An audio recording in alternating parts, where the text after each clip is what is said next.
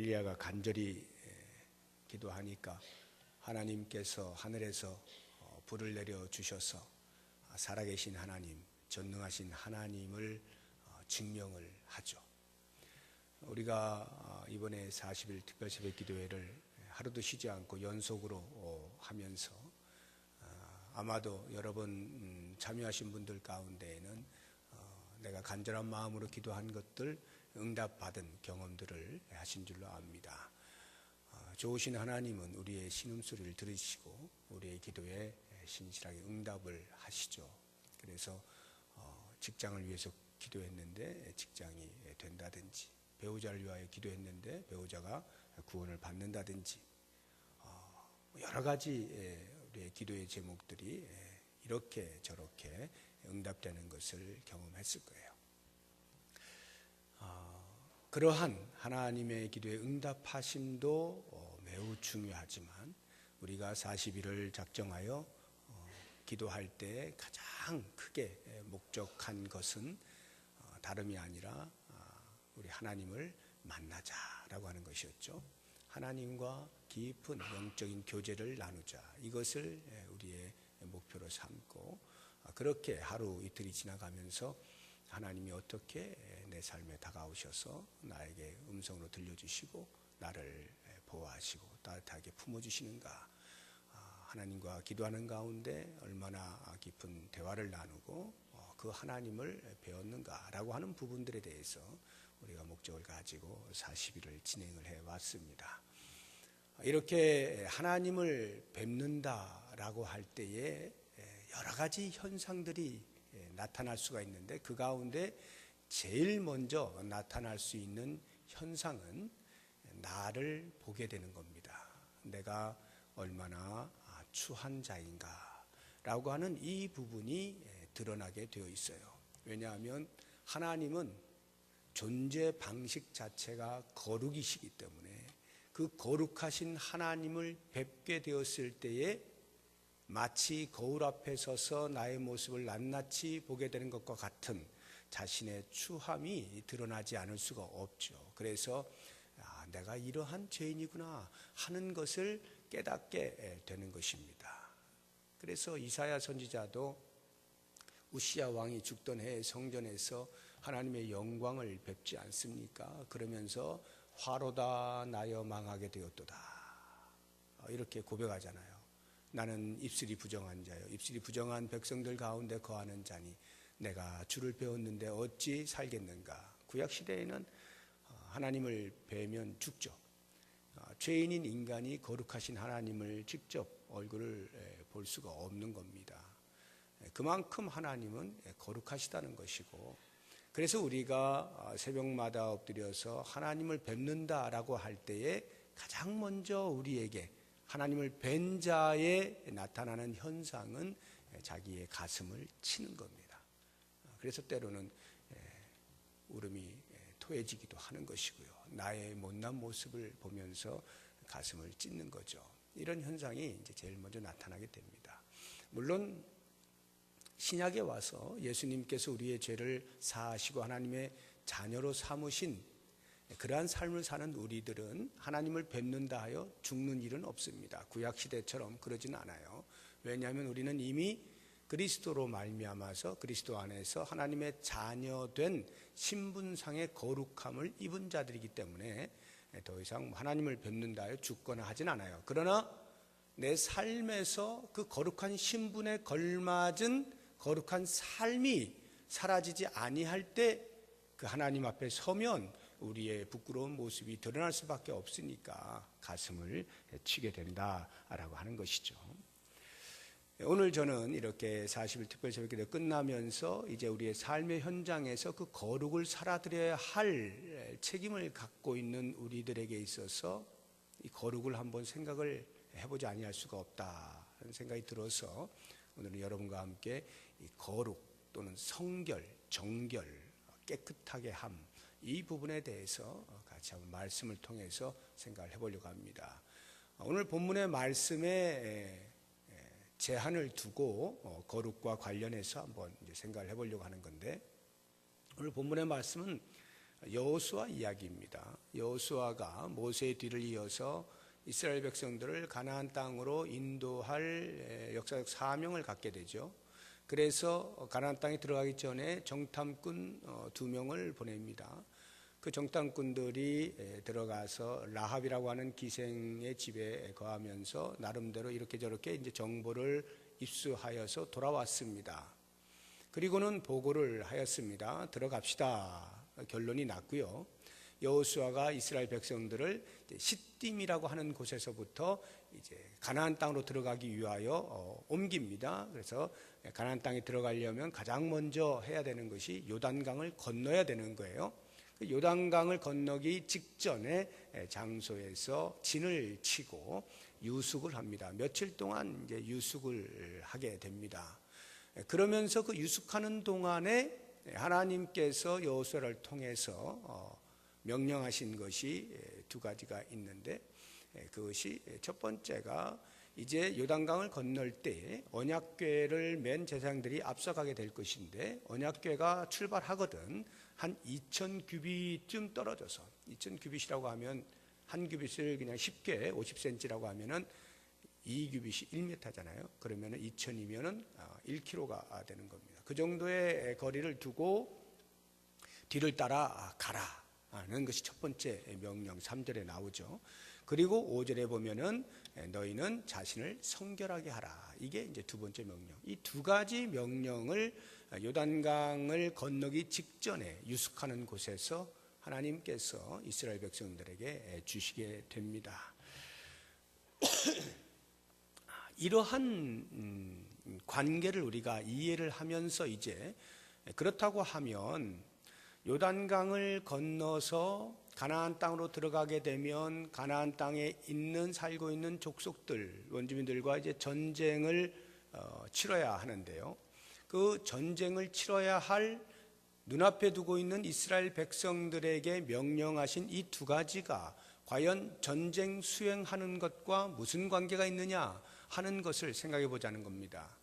왜 전쟁을 치를 이스라엘 백성들에게 성결을 요구하고 있는가 하는 이 부분에서 오늘날 우리가 이 땅을 사는 동안에 주의 나라에 들어가기까지 영적인 전쟁을 수행하고 있는 우리들에게 있어서 우리가 갖추어야 할 것이 무엇이냐라고 하는 것에 대한 교훈을 주고 있지 않느냐라고 하는 면에서 이 말씀들을 우리가 귀 기울여 들어보기를 원합니다.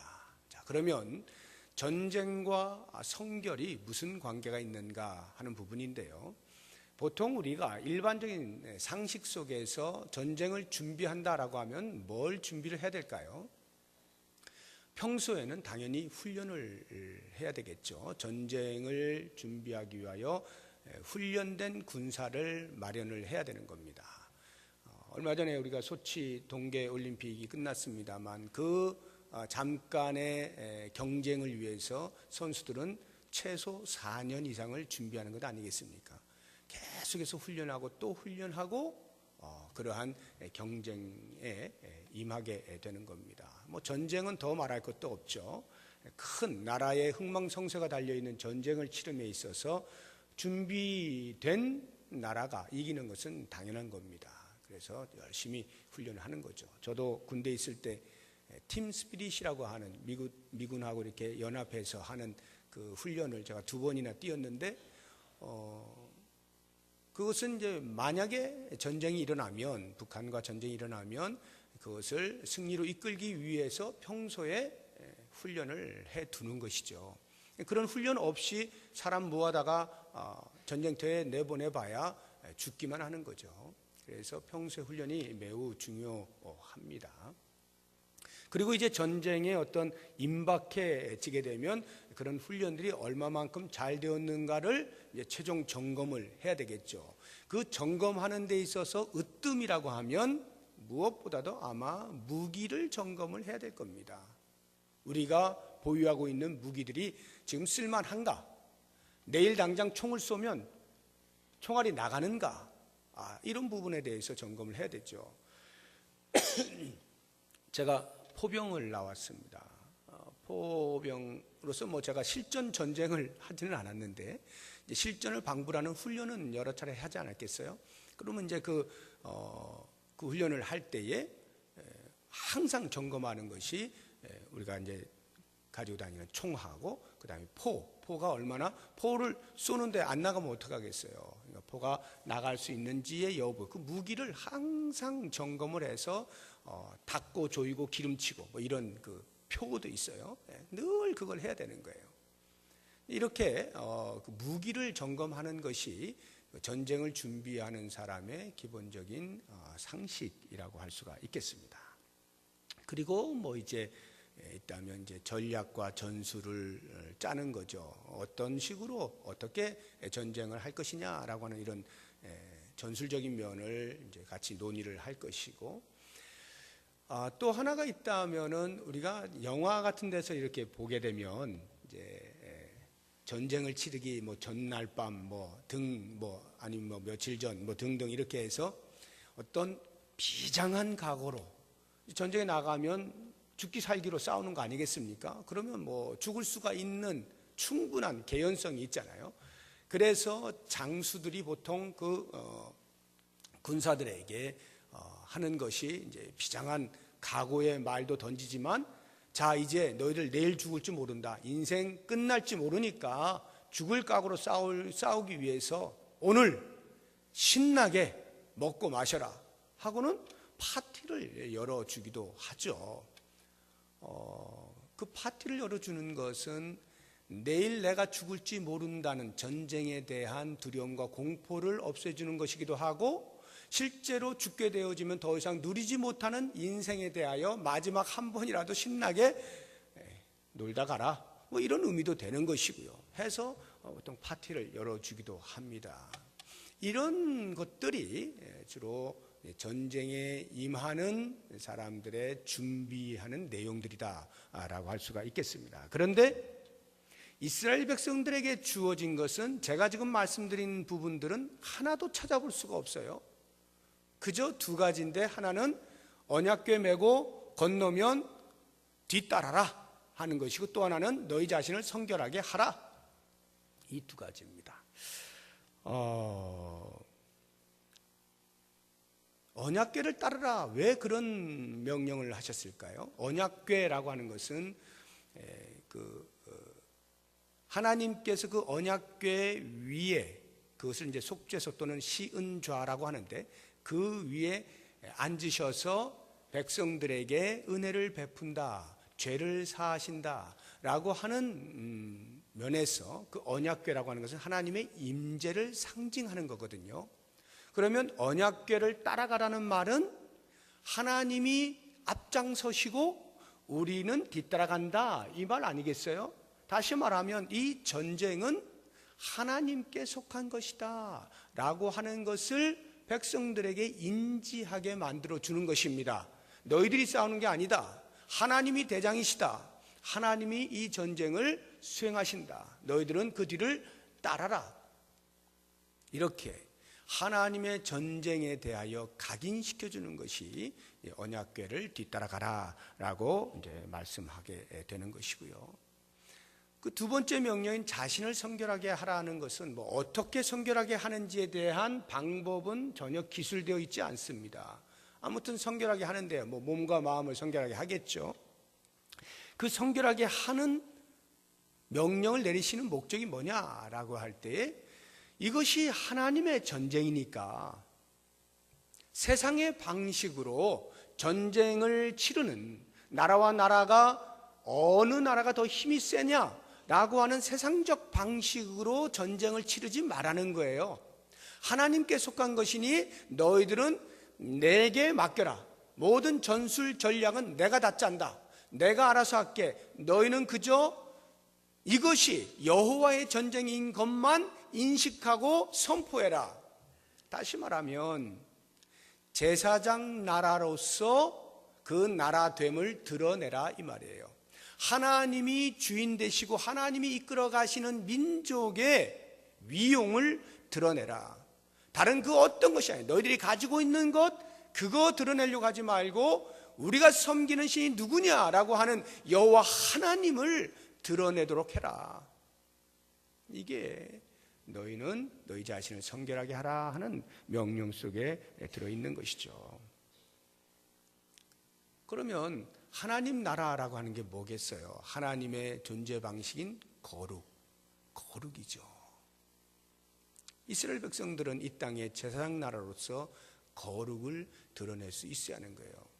그래서 하나님께서 당신의 종들에게 어떤 사명을 맡기실 때, 그 사역을 감당하게 될 때에 제일 먼저 하는 것이 성결을 요청하는 거예요. 모세를 부르실 때에도 그러지 않았습니까? 너 있는 곳에서 내 신을 벗어라. 이곳은 거룩한 땅이다. 거룩을 요청하시는 거예요. 하나님께서 시내산에서 강림하실 때에도 이스라엘 백성들에게 요청하자면 너희는 너희 자신을 정결하게 하라. 하나님의 임재 앞에 모두가 거룩해야 되는 거예요. 하나님이 거룩하시니까 그 백성이 거룩해야 하는 것이죠. 여호수아가 여리고성을 향하여 나아가려고 할 때에도 여호와의 사자가 그 앞에 서지 않습니까? 그러면서 거룩을 요청받잖아요. 모든 하나님의 종들이 하나님의 일을 감당하는 데 있어서 요청되는 게 바로 이 거룩입니다. 정결입니다. 자기 자신을 깨끗하게 하는 거예요. 왜냐하면 이것은 내 싸움이 아니라 하나님이 싸우시는 거예요. 하나님을 드러내는 것이고, 그러자고 하니 하나님의 거룩하심처럼 내가 거룩해야 하나님을 드러낼 수가 있으니까 우리에게 계속해서 거룩을 요청하고 계시는 것이죠. 만약에 우리가 이 땅에 있는 것들로 전쟁을 수행한다라고 하면 마치 전쟁터에 나가는 병사가 그 무기를 잘 점검하는 것처럼 우리들도 무엇으로 싸울까를 살피면서 그 무기들을 열심히 준비하지 않겠어요? 이 땅에서 싸울 때 필요한 것들이 뭐겠습니까, 여러분? 우리가 이 땅에서 싸울 때 다른 사람과 이기려고 하면 뭐가 필요해요? 다른 사람보다 돈이 많아야 되는 거죠. 돈이 많아야 뭔가 이길 수 있는 거고요. 머리가 좀 있어야 되죠. 그래서 많이 배우는 거 아닙니까? 학식을 자꾸 쌓는 겁니다. 그것으로 우리가 이길 수 있다는 생각이 들기 때문에 어떻게 해서든지 좋은 대학 보내려고 온 학부모들이 다 애를 쓰는 것 아닙니까? 그게 이 세상 방식이에요. 사회적 지위가 높을수록 싸움에서 유리한 거죠. 그러니까 어떻게 해서든지 치고 올라가려고 하는 거죠. 경쟁 속에서 견뎌내는 것이고 다른 사람을 짓밟아서라도 높은 자리로 올라가려고 하는 것이 당연한 것입니다. 뭐 거기에다가 보너스라고 한다면 집안 배경도 좋으면 더 좋겠죠. 훌륭한 가문이면 훨씬 더 싸움에 유리하죠. 이러한 여러 가지 이 땅에서 승리할 것 같은 요소들, 그런 무기들을 장착하는 것이 이 땅의 싸움의 방식이에요. 그런데 하나님 나라는 그렇지가 않더라는 거죠. 그래서 예수님께서 당신의 제자들을 부르실 때에도 보면 그러한 무기들을 잘 가지고 있는 사람들을 부르시지 않았어요. 뭐 많이 배운 사람 부르거나 돈 많은 사람 부르거나 사회적 지위가 있는 사람 부르거나 그러시지 않았어요. 예수님은 당신의 뜻을 따라서 그냥 불렀는데 보니까 사회에서는 뭐 그다지 뭐 그렇게 경쟁력이 없는 그런 사람들로 구성이 되어 있지 않았습니까? 하나님 나라는 이 땅의 방식으로 싸우지 않는다라고 하는 것을 예수님이 보여주시는 거죠. 그러면 과연 성도가 이 땅에서 영적인 전쟁을 수행함에 있어서 승리할 수 있는 승리 방정식은 뭐냐라고 할 때 오늘 말씀처럼 자신을 성결하게 하는 거예요. 자신을 성결하게. 이것을 사도 바울이 우리에게 이런 식으로 들려주고 있습니다. 디모데후서 2장 20절 21절 우리가 자막을 통해서 한번 같이 읽어보도록 하겠습니다. 시작. 큰 집에는 금그릇과 은그릇뿐 아니라 나무그릇과 질그릇도 있어 귀하게 쓰는 것도 있고 천하게 쓰는 것도 있나니 그러므로 누구든지 이런 것에서 자기를 깨끗하게 하면 귀히 쓰는 그릇이 되어 거룩하고 주인의 쓰심에 합당하며 모든 선한 일에 준비함이 되리라. 모든 선한 일에 준비함이 되리라. 주인의 쓰심에 합당하고 모든 선한 일에 준비함이 되는 것이 뭐라고요? 자신을 깨끗하게 하는 거라고요. 많은 그릇들이 있는데, 금은 동, 나무 그릇, 질 그릇, 여러 그릇들이 있는데 그 가운데 주인이 쓰기에 합당한 것, 그것은 금그릇이 아니라 깨끗한 그릇이다 이 말이에요. 깨끗한 그릇, 성결한 그릇. 왜요? 주인이신 하나님은 하나님 앞에 별로 중요하지 않아요. 하나님이 뭐 금이 아쉬워요?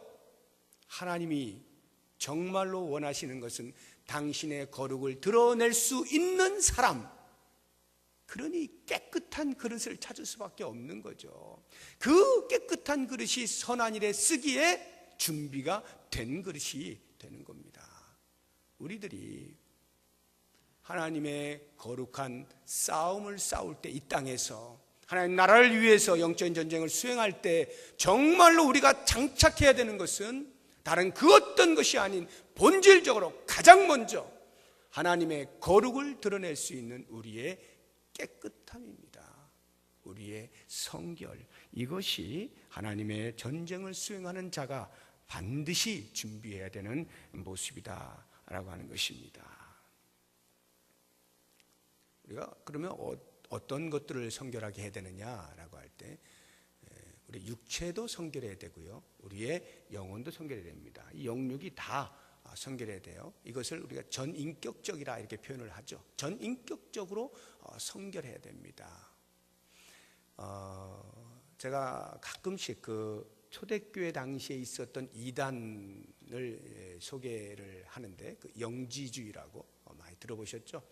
영지주의라고 하는 이단 사설이 있었어요, 초대교회 당시에. 그래서 교회 공동체를 매우 어지럽힌 그러한 이단인데요, 이 영지주의가 크게 두 개로 나눠집니다. 영지주의 가운데 두 개로 극단적 행동을 하는 두 부류로 나눠지는데, 하나는 쾌락주의고 또 다른 하나가 금욕주의입니다. 이건 완전히 양 극단에 서 있는 거예요. 쾌락주의와 금욕주의. 영혼의 성결만을 강조하는 사람들, 영만 깨끗하면 된다, 육체야 뭐 이러든 저러든 어차피 악한 거니까 이러든 저러든 상관없어 라고 영혼의 성결만을 강조하는 사람은 쾌락주의로 빠져요. 육체를 뭐 아무렇게나 해도 내 영만 깨끗하게 하면 되니까요. 반대로 그 양극단 끝쪽에 있는 금욕주의는요, 육체적 성결을 강조하는 거예요. 육체적 성결이야말로 정말로 우리가 해야 될 깨끗함이다. 그런 사람은 금욕주의를 하게 되는 것입니다. 이게 다 영지주의의 영향이에요, 쾌락주의와 금욕주의가. 그러나 우리들이 성결하다라고 하는 것은 이 양쪽이 다 전인격적으로 하나님 앞에 거룩을 유지하는 것을 말하는 것입니다. 거룩이라고 하는 것이 하나님의 전쟁을 수행하는 일에 얼마만큼 중요한 것이냐라고 하는 것의 대표적인 사례가 여리고성과 아이성에 있어요. 여러분, 요단강을 건너면 여호수아가 제일 처음 만나는 성이 여리고성 아닙니까? 그 여리고성 하나님께서 말씀하신 대로 매일 한 바퀴씩 돌고 마지막 7일째는 7바퀴 돌아라. 7바퀴 돌 마지막 순간에 와 함성을 지르면 무너질 것이다. 하나님께서 말씀하신 그대로 합니다. 이스라엘 백성들이요, 하나님 말씀하신 그대로 토 하나 틀리지 않고 그대로 해요. 저는 상상해 봅니다. 야, 이거 매일 한 바퀴씩 6일 동안 돌았는데 이거 뭐 꿈쩍도 안 하네. 7일째 6바퀴 도는데 흙 하나 떨어지지 않네. 두려울 수도 있을 것 같고 염려스러울 것 같기도 해요. 이거 하나님이 주무시나 보다, 지금 타이밍 잘못 맞췄나 보다, 별 생각을 다 할 수 있어요. 그리고 중간에 자기 방식대로 해볼까?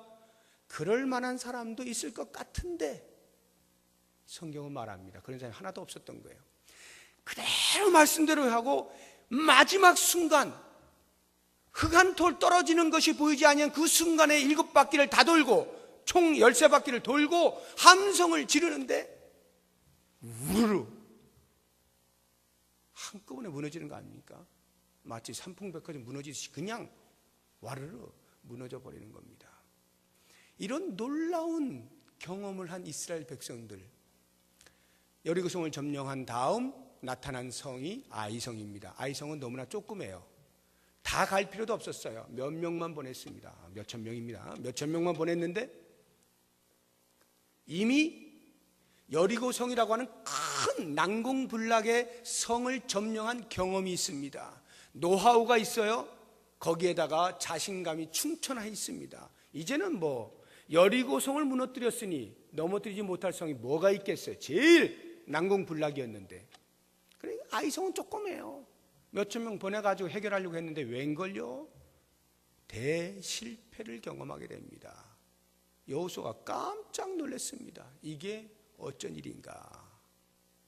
하나님 앞에 기도하면서 찾기 시작하는데 원인을 하나님 말씀하십니다. 네 공동체 안에 거룩이 훼손되었다. 죄를 지은 자가 있다. 찾아보니 아간이 걸렸습니다. 아간이 여리고성에서 모든 것을 다 하나님께 드려라. 다 전멸해서 하나님께 드려라. 이렇게 말씀하셨는데 아간이 그만 눈에 보이는 것에 현혹이 되어서 몇 가지를 슬쩍 한 겁니다. 아무도 몰랐죠. 오직 아간만 알고 있었던 이 사실. 그런데 놀랍게도 하나님은 그것을 보시고 사실 전체 이스라엘 백성 가운데 그 한 사람이 그것 조금 슬쩍 했다고 해서 하나님이 그것 때문에 뭘 손해를 보시겠어요? 뭐 하겠어요? 그런데 하나님이 아이성에 실패를 주시면서 그들로 하여금 알게 하시는 겁니다. 왜 실패했는가를. 그리고는 그것이 죄 때문이라는 것을 알게 되면서 여호수아가 그 아간을 악월골짜기에서 돌로 쳐 죽입니다. 너무 심하다라는 생각이 들지 않습니까? 그거 몇 개 좀 훔쳤다고 해서 돌로 쳐 죽이다니. 왜 죽였을까요? 그 사람을 죽인 게 아니라 죄를 죽이는 거예요. 죄에 대하여 돌을 던지는 거예요. 신약 시대에도 그런 일이 있잖아요. 아나니아와 삽비라가 좋은 일 해놓고 죽지 않습니까? 자기 거 팔아다가 일부 바쳤는데도 불구하고 죽잖아요. 왜 죽어요? 아나니아와 삽비라를 죽인 게 아니라 공동체에 있어서는 안 될 거룩을 훼손하는 죄를 죽여버리는 거예요. 하나님의 나라는 이렇게 수행된다는 것을 보여주는 거죠. 하나님 나라에서의 전쟁은 우리의 무엇인가 가진 것으로서가 아니라 하나님의 거룩을 드러내는 것으로서 하나님 나라는 이루어진다 라고 하는 것을 보여주시기 위해서 그 별것 아닌 것처럼 보이는 그 죄를 그 자리에서 죽여버리는 거예요. 공동체가 왜 거룩을 유지해야 되는지를 보여주고 있는 아주 단편적인 예라고 할 수가 있겠습니다. 자, 그렇다고 한다면 과연 우리가 어떻게 성결할 수가 있을 것이냐라고 하는 부분에 대해서 우리 사도 바울의 좀 도움을 받았으면 좋겠는데 고린도후서 6장 14절 이하를 좀 보겠습니다. 자막을 통해서 6장 14절 이하 7장 1절까지 우리 같이 좀 빠른 속도로 읽어보겠습니다. 너희는 믿지 않는 자와 멍에를 함께 맺지 말라. 의와 불법이 어찌 함께하며 빛과 어둠이 어찌 사귀며 그리스도와 벨리알이 어찌 조화되며 믿는 자와 믿지 않는 자가 어찌 상관하며 하나님의 성전과 우상이 어찌 일치가 되리요. 우리는 살아계신 하나님의 성전이라. 이와 같이 하나님께서 이르시되 내가 그들 가운데 거하며 두루 행하여 나는 그들의 하나님이 되고 그들은 나의 백성이 되리라. 그러므로 너희는 그들 중에서 나와서 따로 있고 부정한 것을 만지지 말라. 내가 너희를 영접하여 너희에게 아버지가 되고 너희는 내게 자녀가 되리라. 전능하신 주의 말씀이니라 하셨느니라. 그런즉 사랑하는 자들아, 이 약속을 가진 우리는 하나님을 두려워하는 가운데서 거룩함을 온전히 이루어 육과 영의 온갖 더러운 것에서 자신을 깨끗하게 하자. 어떻게 우리가 자신을 성결하게 할 수 있을 것이냐? 크게 두 가지인데요. 하나는 17절에 나오는 그들 중에서 나와서 따로 있고 부정한 것을 만지지 말라. 세 가지 동사입니다. 그들 중에서 나와라, 따로 있어라, 부정한 것을 만지지 말라. 이사야서 52장 11절의 말씀을 인용하여서 하신 말씀인데, 이 말의 의미는 여기 그들 중에서라고 하는 것은 죄 가운데 있는 이방인들 중에서 이 말이에요. 바벨론 포로로 잡혀가 있을 때 거기에서 이제 너희들이 더 이상 거기 머물러 있지 말고 이제는 돌아와라, 이런 뜻이거든요. 그렇다고 해서 이 말씀이 우리가 산속으로 들어가야 된다는 말은 아니에요. 불교는 다 산으로 들어가죠. 왜요? 이 땅에 있으면 더러운 것을 보게 되니까 그러면 잡념이 생겨서 수행을 할 수가 없어요. 도를 닦을 수가 없어요. 그러니까 산으로 들어가는 거예요. 사람을 안 봐야 되는 거예요. 그러니까 벽만 바라보고 수행을 하는 거예요. 이게 불교입니다. 그런데요, 기독교는 그렇게 말한 적이 없어요. 산속으로 들어가는 말이 없어요. 오히려 더 세상 속으로 계속 나오는 겁니다. 이게 기독교예요. 다만 한 가지 조건이 있어요. 너희는 세상에 있는 것이다. In the world. 세상에 있다. 그러나 but 세상에 속한 자가 되어서는 안 된다. Not of the world. 세상에 속한 자가 되어서는 안 된다. 우리는 불신자와 늘 같이 있습니다. In the world입니다. 같이 있어요. 불신자를 멀리하라는 뜻이 아니에요. 늘 같이 생활해요. 그러나 but not of the world. 그 불신자들이 삶의 방식으로 삼고 있는 것들을 따르지는 말하는 거예요. 그것들과 함께 짝하지는 말하는 것이에요. 이 땅이 우리에게 요청하는 삶의 방식들이 있어요. 철학 사조들이 있습니다. 세상의 흐름이 있어요. 이렇게 해야 산다, 이렇게 해야 승리한다, 이렇게 해야 성공한다라고 하는 법칙들이 있어요. 그런 법칙들에 섞이지 말라는 거예요. 하나님의 백성은 하나님 나라의 법칙을 따라 산다는 거죠. 거기에 1번이 하나님의 거룩하심처럼 너희도 거룩하라 하는 거예요. 그래서 우리는 거기에서 나와서 따로 있는 구별된 이것을 분명히 지켜낼 수 있어야 되고요. 두 번째로 우리가 성결하게 될 수 있는 것은 하나님을 두려워하는 겁니다. 7장 1절에 우리가 본 말씀에서 7장 1절 보면 하나님을 두려워하라고 되어 있지 않습니까? 여기 두려워하라는 것은 벌 내리시니까 무서운, 물론 그런 의미도 없지 않아요. 그러나 그것보다 우선하는 것은 하나님을 경외하라는 거예요. 하나님을 경외, 두렵고 떨리는 마음으로 그 거룩하신 분 앞에서 나도 거룩하게 하나님을 하나님으로 인정해 드리는 그 두려움을 가지라는 거예요. 만약에 그렇게 하지 않으면 어떻게 되느냐라고 하는 부분이 나와 있어요. 우리를 사도 바울의 말에 의하면 하나님의 성전이라 부르거든요. 하나님의 성전이라고 하는 것은 하나님이 거하시는 곳이다 이런 말이에요. 우리의 몸이 하나님이 거하시는 곳이에요. 근데 하나님이 거룩으로 거하시는데 만약 우리의 몸이 거룩하지 않으면 하나님이 거하실 수가 없죠. 그러면 하나님이 에이 그래 너는 안 되겠구나, 그냥 말지 뭐, 이 정도가 아니라 하나님이 당신을 그리스도의 핏값을 주고 사셨기 때문에 그냥 모른 척하고 넘어가질 않아요. 반드시 거룩하게 만들고자 하는 애씀이 있으시죠. 그러니까 우리 안에서 싸움이 일어나는 거예요. 만약 그럼에도 불구하고 내가 끝까지 거룩하지 않기로 작정을 하면 하나님은 우리를 버리십니다. 보세요. 고린도전서 3장 16절 17절 우리 자막을 통해서 같이 한번 보겠습니다. 같이 읽어봅니다. 너희는 너희가 하나님의 성전인 것과 하나님의 성령이 너희 안에 계시는 것을 알지 못하느냐. 누구든지 하나님의 성전을 더럽히면 하나님이 그 사람을 멸하시리라. 하나님의 성전은 거룩하니 너희도 그러하니라. 무서운 말씀이에요. 하나님의 성전을 더럽히면 하나님이 멸하실 것이다. 이것은 하나님께서 우리를 구원해 놓으시고 우리를 다시 또 지옥으로 보내신다 이런 의미가 아니라 그만큼 우리의 거룩을 요청하신 하나님의 간절함을 표현하고 있는 것입니다. 거룩하신 하나님을 모시는 하나님의 성전으로서 우리가 얼마만큼 거룩해야 되느냐라고 하는 것을, 거룩하지 아니할 때 하나님이 멸하실 것이라고 하는 이러한 두려움을 가지고 우리의 삶을 돌아보아 하나님의 거룩하심처럼 우리도 거룩하기로 애를 써야 한다라고 하는 말씀이죠. 자, 이제 마지막으로 이렇게 무섭기만 하면 어떻게 살까? 하나님께서는 우리를 겁주시려고 거룩하게 살라고 말씀하시는 게 아니고요. 그래야 우리에게 놀라운 일들이 일어나기 때문에 거룩한 삶을 요청하시는 거예요. 하나님께서 거룩하게 사는 자에게 주시는 복이 있습니다. 오늘 본문의 말씀을 다시 보게 되면 여호수아 3장 5절을 보십시오. 여호수아가 또 백성에게 이르되 너희는 자신을 성결하게 하라. 그리하면, 성경에는 없습니다만, 그리하면 여호와께서 내일 너희 가운데 기이한 일들을 행하시리라. 너희 자신을 성결하게 하고 있어라. 그러면 내일 전쟁이 시작될 때 내가 너희를 위해서 기이한 행적을 보여주겠다.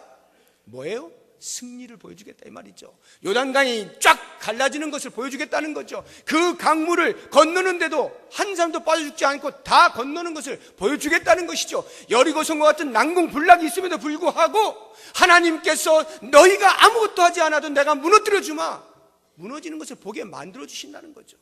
하나님의 기이한 행적들을 보게 될 것입니다. 우리가 거룩을 지켜내면 아무런 다른 무기들을 준비하고 있지 아니함에도 불구하고 하나님을 하나님으로 인정해드리고 그 하나님을 높여드리고 하나님을 드러낼 때 하나님은 당신의 전쟁에서 승리를 우리에게 선물로 안겨주시겠다는 겁니다. 저는 생각해 봅니다.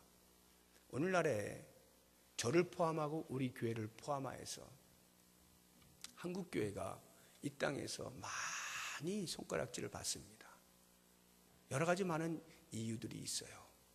그러나 그 어떤 것보다도 제 마음 가운데 다가오는 것은 한국교회가 거룩을 놓쳤다.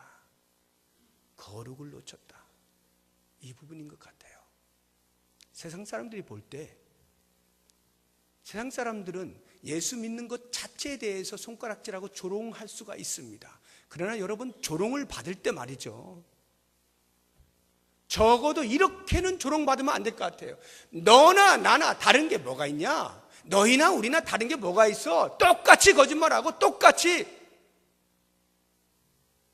죄 짓는 모습에서 다를 바가 없는 것으로 조롱을 받지는 말아야 될 것 같아요. 적어도 우리가 이 땅과 다르게 하나님 나라의 방식을 따라서 거룩하게 살려고 애를 쓸 때 세상 사람들이 조롱할 수 있습니다. 왜 너희는 우리와 같지 않느냐? 왜 너희만 잘난 척해? 왜 너희들은 그렇게 배타적이야? 왜 너희들만? 이런 조롱 받아야 돼요. 이런 조롱을. 우리는 이 땅을 사는 동안에 무엇인가 다름이 있어야 됩니다. 그것은 그 어떤 것이 아닌 하나님의 거룩하심처럼 우리의 거룩입니다. 이 거룩을 교회가 지켜낼 때 비로소 세상은 교회 앞에서 무릎을 꿇게 되어 있는 거예요. 처음에는 너와 내가 다르다고 하는 것 때문에 조롱하고 손가락질하고 멸시하고 외면할 수 있지만 그 거룩을 계속 유지할 때 세상은 드디어 거룩을 향하여 나오게 되는 겁니다. 그래, 여기가 우리가 사는 길이구나. 진리 앞으로 나오는 그 자리가 있어야 될 거 아니에요. 거기가 교회가 돼야 되는 거죠.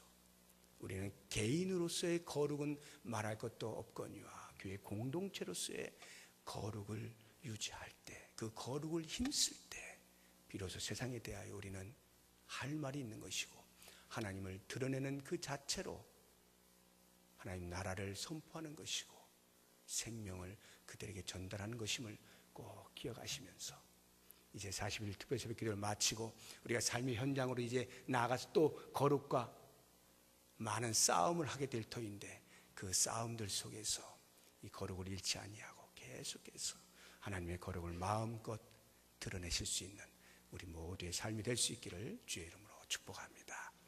기도하겠습니다. 하나님 아버지,